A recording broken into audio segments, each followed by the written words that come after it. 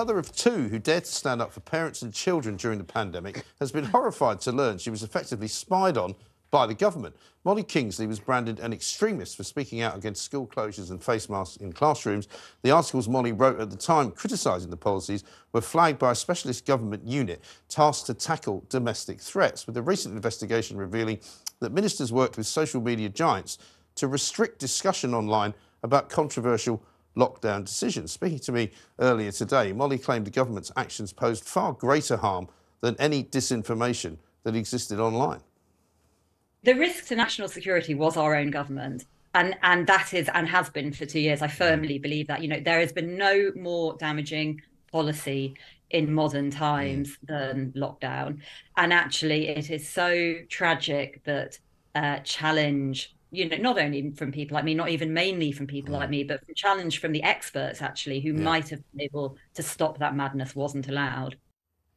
Molly's now calling on Twitter owner Elon Musk to hand over what he knows about the role social media played in silencing lockdown critics. And it's quite an extraordinary story, this, really, because I know Molly quite well. And, we became sort of knowledgeable together during the pandemic as we started asking questions about school closures and asking questions about whether kids really needed to wear masks and all of those things that we questioned all the time here.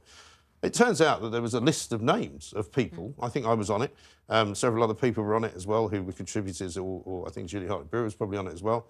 And it now turns out that they were monitoring. So I'm rather keen to find out exactly what kind of monitoring they were doing. We know that Neil O'Brien MP had a list of journalists that he didn't really like the look of, and he would kind of, try and dissuade people from listening to them or watching them or reading them. Can you put a freedom of information in to find that I think that's entirely possible. I think she's not going to stop. Molly's not going to stop. She's a very determined woman, and I think she will do that, because I think we should know if we've got a government that's actually putting us under surveillance because they don't like what we're saying, or they don't like what we might be thinking. I think that's a very dangerous and dark road to go. Well, I think there's another side to this, though, that you would expect the government to listen to all the different arguments, and particularly if they're dissenting away from their view. They're always going to do that. No, but they were trying to shut those arguments down. They weren't listening to them. But this is, I think, both the interesting point and the important point, which is there is a difference between a government that listens to all different voices and makes an assessment, and a government that, as you say, tries to shut down conversation. Freedom of speech is really important, making sure that all those views... But then also there's a fine line between freedom of speech and then, of course,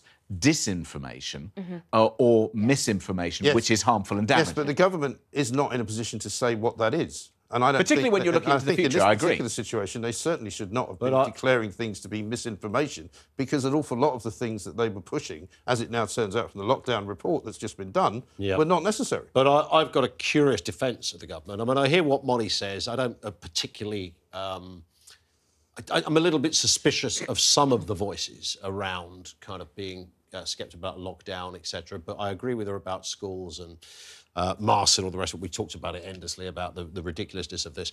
But actually what happened at the very beginning, you've got to remember, this was like a war footing for the government. The idea they had some very sort of organised, cogent plan to make it all work. They were running around like headless chickens. They didn't know quite what to do. Do they do this? Do they have a lockdown? No lockdown? Do they follow Italy? Do they follow Sweden?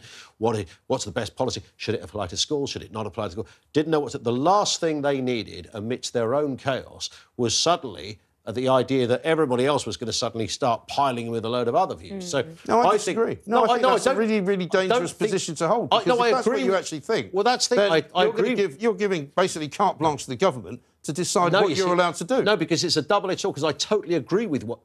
Well, you can't agree with both things. Well, no, because I understand that you can't stop it. But if you're in a war situation, it's a bit like saying, OK, we're at war with Germany. Are we absolutely fine and relaxed that every single person's going to start saying, Hitler's correct, you're not correct, Hitler's the good guy, you're the bad guys, etc. It was that kind of... But it was a fine line. But very soon after the beginning of it, it was clear that it wasn't actually a war. But that was a year down the line, I would say. Yeah, but what you're talking about, though, is the fine line between a government that knows what it wants to do and then making sure it does it and listening, and then a government that tries to overreach. But they didn't succeed. But I do worry, though, sometimes about some of the background to these stories where, this is the most catastrophic thing that ever happened, ever. Well, I think there are a lot more catastrophic things that have been going on. But they didn't succeed. That's the point, isn't it? The government didn't succeed because Molly was appearing with us on a regular basis.